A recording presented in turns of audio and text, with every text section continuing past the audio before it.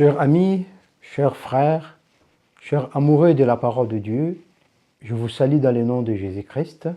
C'est notre jour de rendez-vous où nous voulons partager la parole de Dieu avec les enfants de Dieu, ceux-là qui aiment la parole de Dieu. La parole de Dieu, c'est une richesse inouïe, énorme. La parole de Dieu a un impact puissant dans la vie de l'homme. Si la parole tombe sur un cœur bien disposé à suivre, à pratiquer la parole de Dieu et à la vivre tous les jours. Comme c'est dit dans le livre de 1 Pierre chapitre 4 verset 10, la Bible nous dit que chacun de nous mette à la disposition des autres la grâce qu'il a reçue de Dieu. Et moi aussi j'ai décidé de mettre à la disposition des autres ce que j'ai saisi, ce que j'ai eu, ce que j'ai reçu du Seigneur durant toutes ces années dans mon parcours. Voilà pourquoi on est en train de partager la parole de Dieu. Je vous demanderai de liker, d'aimer et de partager. Permettez aux autres, si vous aimez la parole, permettez aux autres aussi de l'entendre, car la parole est là pour nous tous. Dieu a donné la parole pour tous. Voilà pourquoi Jésus-Christ dira, l'homme ne vivra pas du pain seulement, mais de toute parole qui sort de la bouche de Dieu. Et aujourd'hui, c'est une occasion pour vous, les enfants de Dieu, vous qui aimez la parole de Dieu, de permettre aux autres de recevoir cette parole, que vous avez la grâce, la possibilité d'écouter, d'aimer, et bien permettez aux autres aussi d'aimer la parole de Dieu dans le nom puissant de Jésus. Alors aujourd'hui, nous allons lire la parole de Dieu. Notre message se trouve dans le livre de Jean, chapitre 2, de verset 1 jusqu'au verset 12. Je lis la parole de Dieu. 3 jours après, il y eut des noces à Cana, en Galilée. La mère de Jésus était là, et Jésus fut aussi invité aux noces. Le vin ayant manqué, la mère de Jésus lui dit, « Ils n'ont plus de vin. » Jésus lui répondit, « Femme, qu'est-ce qu'y a-t-il entre moi et toi? Mon heure n'est pas encore venue. » Sa mère dit au serviteur, « Faites ce qu'il vous dira. » Or, il y avait là 6 vases de pierre destinés aux purifications des Juifs et contenant chacun 2 ou 3 mesures. Jésus leur dit, « Remplissez d'eau jusqu'à bord, puisez maintenant, dit-il, et portez-la à l'ordonnateur du repas. » Et ils en apportèrent. Quand l'ordonnateur du repas eut goûté l'eau changée en vin, ne sachant d'où venait ce vin, tandis que le serviteur qui avait puisé l'eau savait ce qui s'est passé, et lui dit, « Tout homme sert d'abord le bon vin, puis le moins bon après, qu'on s'est enivré. Toi, tu as gardé le bon vin jusqu'à présent. » Tel fut à Cana, en Galilée, le premier miracle de Jésus. Il manifesta sa gloire et ses disciples crurent en lui. Après cela, il descendit à Capernaum avec sa mère, ses frères et ses disciples.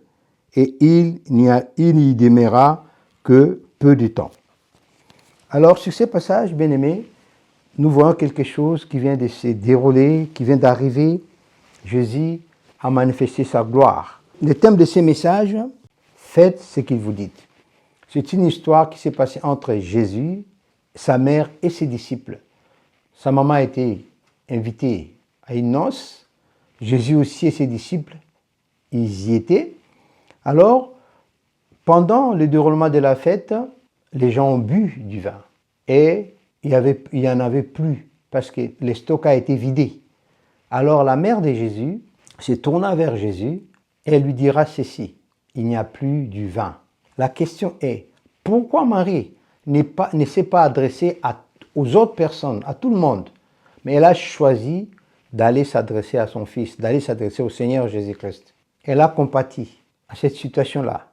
Elle a vu comment la personne qui a organisé la fête a donné du vin. Peut-être elle avait sous-estimé le nombre de gens ou la manière dont les gens prendront la boisson. Et du coup, les choses se sont allées tellement vite, il n'y en avait plus Alors Marie voulait vraiment que la fête puisse être jouissive, que les gens puissent se réjouir dans cette fête-là. Elle va aller le dire à Jésus. Alors ce qui est étonnant, ce qui est merveilleux, c'est de voir comment cette femme croyait en son fils. Quand Jésus est né, il y a eu des prophéties et des prophéties qui parlaient de merveilles que cet enfant-là fera. Comment Dieu marchera avec lui. Et Marie gardait tout ça dans son cœur et elle le repassait dans son cœur. Marie gardait tout cela en son cœur. Là est la chose la plus importante. Marie écoutait toutes ces prophéties, mais qu'est-ce qu'elle avait fait? Elle les a gardées au plus profond de son cœur. Elle ne se détacha pas de ces prophéties parce qu'elle croyait en ces prophéties et elle vraiment faisait attention, elle s'est focalisée là-dessus. Et à la fin des comptes, vint les jours où ce qui s'est caché en Christ devrait se manifester. Alors Marie, quand il n'y avait plus de vin, elle est allée juste auprès de son fils pour lui dire qu'il n'y a plus de vin. Et moi, ce qui me donne la joie, c'est que après avoir dit ça à Jésus, elle n'avait même pas attendu la réponse de Jésus. Quand Jésus lui disait, femme, qu'est-ce qu'il y a-t-il entre moi et toi? Mon temps n'était pas encore venu.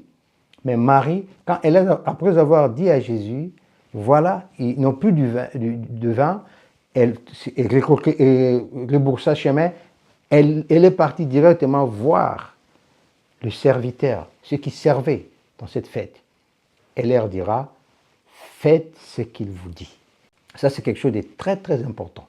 La force avec laquelle Marie s'est approchée du serviteur montrait combien Marie croyait à son fils. Marie avait la foi que quelque chose allait se dérouler. Elle avait la foi que Jésus était capable de faire quelque chose pour la personne, le pauvre, qui n'avait plus de vin. Il y avait du monde, mais la personne n'avait plus rien. Marie savait que Jésus ferait quelque chose. Mais ce qui est merveilleux, c'est qu'elle est allée voir Jésus pour lui informer et elle se retourna, elle est allée droit chez les serviteurs pour leur dire ceci, faites ce qu'il vous dira. Ce point-là est capital, c'est le point culminant. Si un enfant de Dieu veut vivre la main de Dieu dans sa vie, si un enfant de Dieu veut que chaque jour, la vie de Christ devienne une réalité concrète dans sa vie de tous les jours, s'il veut vivre la puissance de Dieu, que la puissance de Dieu ne soit plus une expérience rare, mais une expérience de tous les jours dans la vie. C'est d'avoir cette foi-là qu'avait Marie, cette perception de Jésus-Christ, voir que Jésus-Christ est capable à tout faire. Il peut tout faire et rien n'est lui impossible. Mais de nos jours, beaucoup de gens cherchent à vivre la main de Dieu. Mais il leur manque ce petit quelque chose qu'avait Marie. Marie croyait en Jésus-Christ et elle savait dans son cœur que si Jésus parlait, si Jésus dit quelque chose pour vivre la puissance de Dieu, il faut le faire.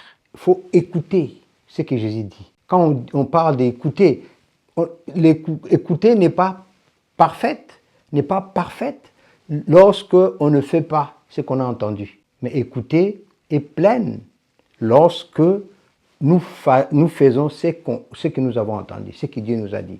Voilà pourquoi Marie est allée vers ses serviteurs pour leur dire, oui, c'est une façon de leur dire, vous n'avez plus de vin, il n'y en a plus, mais faites seulement ce que dira mon fils et vous verrez la gloire de Dieu. Donc il est important, cher ami. On a vu comment, lorsque Marie a dit cela, et Jésus donnera ses ordres.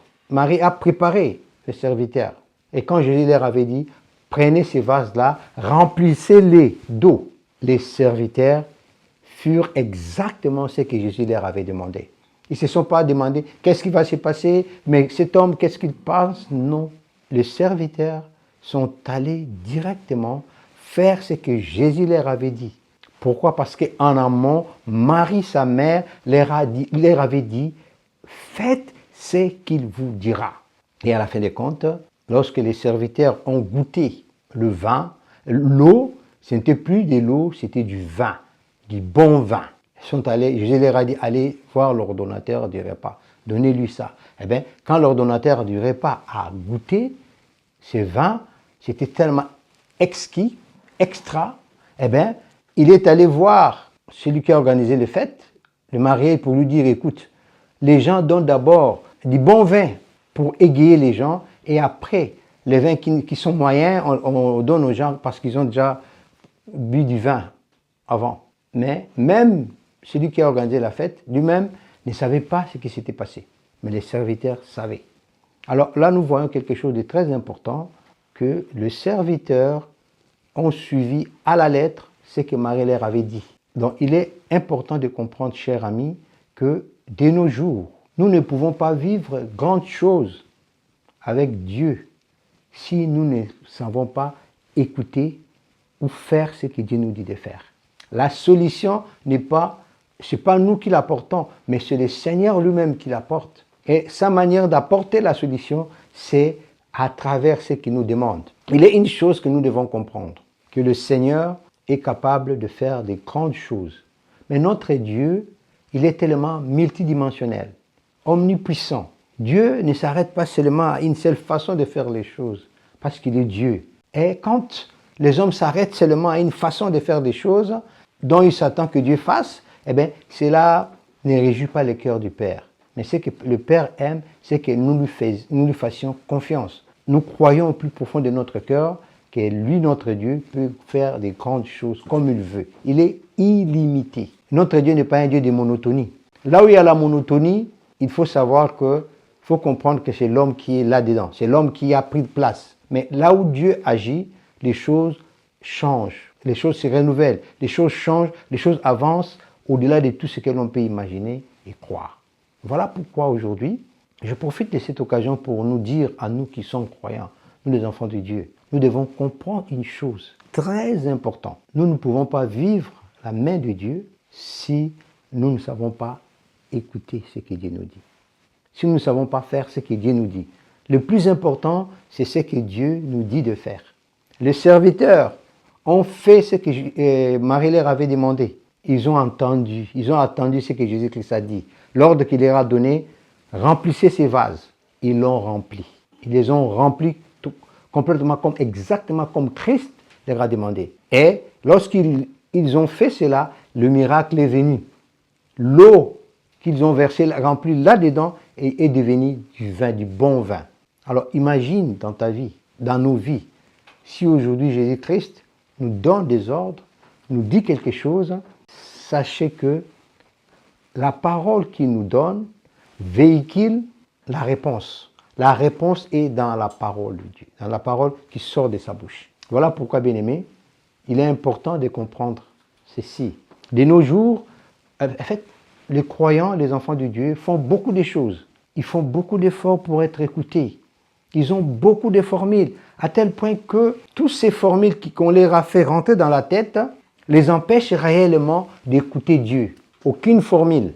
Il n'y a pas de formule qui peut remplacer la puissance de Dieu ou la parole de Dieu. Parce que le monde entier a été créé par la parole de Dieu. En fait, quand Dieu parle dans une situation précise, cela amène sa puissance à manifester beaucoup de choses. La puissance, la capacité de créer, le pouvoir créateur est dans la parole de Dieu. C'est de la parole de Dieu est illimitée. Elle peut amener à l'accomplissement beaucoup de choses au-delà même de ce que nous pouvons penser, croire ou imaginer. Alors, chers amis, comprenez une chose. Dieu ne fait pas toujours la même chose. Dieu agit d'une manière ou d'une autre. Mais la chose la plus importante, c'est vraiment d'écouter ce que Dieu dit et de faire ce que Dieu dit. Celui qui exerce son cœur à écouter Dieu, à obéir à ce que Dieu dit, celui-là vit toujours de grandes choses. Vous remarquerez, les enfants d'Israël, lorsqu'ils sont sortis de l'Égypte, Dieu leur avait dit d'exterminer toutes les nations qui étaient autour d'eux. Dieu avait donné des ordres précis. Dieu a marché avec les enfants d'Israël, ils ont gagné des combats, mais vous remarquerez qu'à la fin des comptes, ils n'ont pas fait exactement ce que Dieu leur avait demandé. ils ont laissé en vie des gens que Dieu leur avait dit de dévouer par interdit. Et à la fin des comptes, qu'est-ce qui s'est passé? Les gens qu'ils ont laissés en vie sont devenus comme un piège pour eux. Ils se sont mis à faire les choses comme ces gens-là. Alors, si Dieu leur avait dit de les exterminer, parce que Dieu voyait là où Dieu voyait ce qu'eux, ils ne voyaient pas. Et c'est souvent aussi comme ça dans notre vie, à nous les enfants de Dieu aujourd'hui. Souvent, dans beaucoup de cas, on n'écoute pas Dieu. On ne fait pas ce que Dieu veut. Mais quelque part, on veut faire ce que nous pensons que c'est bon à faire. C'est ça qui empêche la puissance de Dieu d'agir dans nos vies, de nos jours. C'est ça qui empêche Dieu de manifester sa puissance. Pourquoi? Parce que nous sommes enfants de Dieu. En tant qu'enfants, nous sommes censés écouter Dieu. Notre cœur doit être penché à l'écoute de Dieu. Notre cœur doit s'incliner à la voix de Dieu. En d'autres termes, notre cœur doit être exercé à l'écoute de Dieu. Comme Jésus le dit, dans Jean 10, 27-28, il dit ceci, « Mes brebis connaissent ma voix ». C'est-à-dire le cœur d'un enfant de Dieu né de nouveau. Le cœur d'un enfant de Dieu qui a reçu Jésus-Christ doit être apte à écouter Dieu, d'écouter ce que Dieu dit. Et l'homme doit être apte à faire ce que Dieu lui dit, même si cela lui dépasse sa pensée, son imagination, même s'il ne comprend pas, il ne trouve aucune logique là-dedans. Mais le cœur d'un enfant de Dieu est fait pour obéir à Dieu.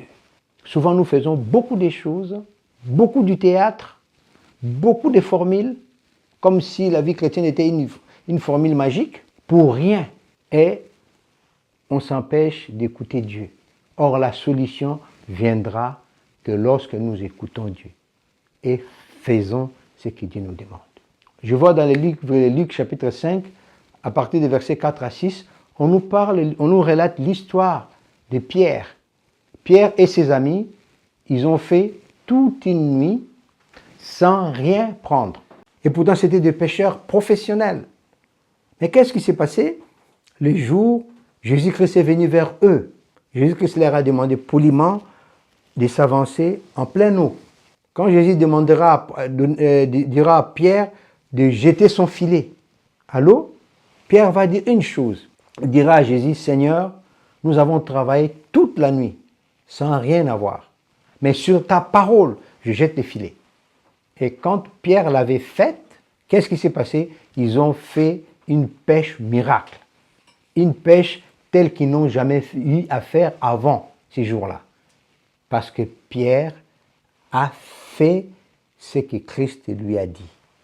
Le secret de miracle dans la vie, le secret d'expérimenter la puissance de Dieu se trouve dans notre capacité de faire ce que Dieu nous demande. Rien que ce que Dieu nous demande.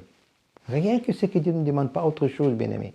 Ce n'est pas nos efforts qui feraient agir la puissance de Dieu. Ce qui fait agir Dieu, c'est ses desseins pour nous. C'est ça qui fait agir Dieu. Et quand Dieu te donne un ordre précis, quand Dieu te demande à faire quelque chose, fais-le parce que c'est dans ses desseins pour ta vie. Ça fait partie des choses que Dieu a préparées pour toi. Les choses que Dieu a préparées pour toi, nul ne pourra l'arrêter. Mais tu seras l'acteur de cela. Voilà pourquoi tu vas coopérer avec Dieu, tu vas avancer avec Dieu pour que ces choses-là prennent corps. Alors bien aimés, aujourd'hui je m'aimerais vraiment nous dire que nous sommes ici sur terre. Moi j'ai toujours pour habitude de dire que le temps que nous passons ici sur terre, chacun vit sur terre, c'est notre temps. C'est-à-dire, Dieu nous a créés et Dieu a préparé des choses qui doivent se réaliser à travers notre vie. Donc chacun de nous doit laisser ses marques. Chacun de nous doit travailler à l'accomplissement des desseins divins pour sa vie. Voilà pourquoi il est important dans notre marche avec Dieu que nous soyons vraiment très intelligents. Nous ayons le discernement de comprendre qu'en fait, Dieu nous a suscités pour un but. Il est de notre devoir de comprendre comment pourrons-nous réaliser cela. Comment pourrons-nous amener à la manifestation ce que Dieu a, pourquoi Dieu nous a suscités. Donc c'est très important. C'est très important, bien-aimé. Je vois encore dans la Bible le centenier. Le centenier est allé devant Jésus. Il lui a parlé de son serviteur qui souffre de la paralysie. Jésus voulait aller chez les centeniers, arriver chez lui. Mais le centenier lui dira une chose. Seigneur, je ne suis pas digne que tu viennes chez moi. Dis seulement un seul mot et mon serviteur sera guéri. Cet homme avait compris les secrets du royaume. Cet homme avait compris que tout commence par la parole de Dieu. Tout commence par ce que Dieu dit. Ce qui sort de la bouche de Dieu est le commencement de tout commencement. Qu'importe ce qui t'empêche d'avancer, Dieu est capable de dire un seul mot et tu verras tout changer par la vertu de sa puissance. Voilà pourquoi il est très important à nous qui croyons à Jésus-Christ de savoir faire ce que Jésus nous dit. Le Seigneur parle, mais nous n'écoutons pas. Dieu parle d'une chose, nous on fait autre chose selon nous. Or, le serviteur est là pour exécuter l'ordre, le commandement de son maître. Et si nous avons pour maître Jésus-Christ, apprenons à l'écouter. Nous ne sommes pas bornés à cause de toute cette connaissance que nous avons acquise. Vous savez, tu peux acquérir une énorme connaissance de la parole de Dieu.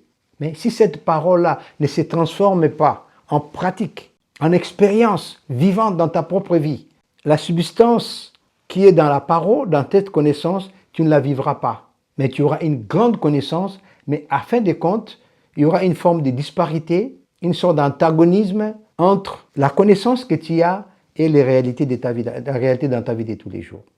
Et cela plonge les gens dans l'orgueil. Cela éloigne les gens de Dieu sans le savoir. À force de croire qu'on connaît tout, à force de croire qu'on maîtrise les choses, en fait, en réalité, on finit par ne rien maîtriser. Parce que celui qui maîtrise la parole de Dieu, celui qui a la connaissance de Dieu, vit la puissance de la parole de Dieu dans sa vie tous les jours. Celui qui a la maîtrise de la parole de Dieu a la capacité, l'habilité et l'intelligence de la pratiquer dans sa vie de tous les jours. Comme un électricien qui a suivi sa formation d'électricien, lorsqu'il aura fini, il a son diplôme et quand il ira travailler, il mettra en application tout ce qu'il a appris. Mais dans la suite du temps, qu'est-ce qui se passera? Dans la pratique de tous les jours de son métier, il découvrira beaucoup de choses qui lui donneront de l'expérience dans son métier, qui permettra qu'il ait beaucoup d'expérience, à force de se confronter à la pratique tous les jours. Et la pratique lui ouvre l'intelligence et lui donne beaucoup plus de capacités pour opérer dans son domaine. C'est exactement comme nous, les enfants de Dieu. Nous devons être flexibles. Quand Dieu, je peux connaître plein de choses, plein de formules, mais quand Dieu parle, je me tais, j'écoute ce que Dieu dit et je fais ce que Dieu dit. Parce que quand tu fais ce que le Seigneur te dit, eh bien, les résultats ne tarderont pas à se manifester. Il y aura toujours des belles choses, des grandes choses qui se réaliseront. Voilà pourquoi, bien-aimés, il est important pour nous de comprendre cette vérité biblique. Marie dira aux serviteurs, faites ce qu'il vous dira.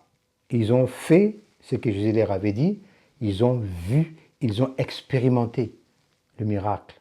Ils ont expérimenté la puissance de Dieu. Toi aussi et moi, si nous voulons vivre la puissance de Dieu, si nous voulons vivre une vie qui au jour le jour expérimente la présence et la puissance de Dieu, alors apprenons à faire ce que Dieu nous dit. Ne nous laissons pas enfermer dans notre connaissance, ne nous laissons pas prisonniers de ce que nous savons, de notre logique, mais ouvrons notre cœur à recevoir la parole de Dieu. Ayons un cœur humble qui fait exactement, justement, ce que Dieu nous demande. C'est en faisant ce que Dieu nous demande que nous avancerons plus loin dans la connaissance.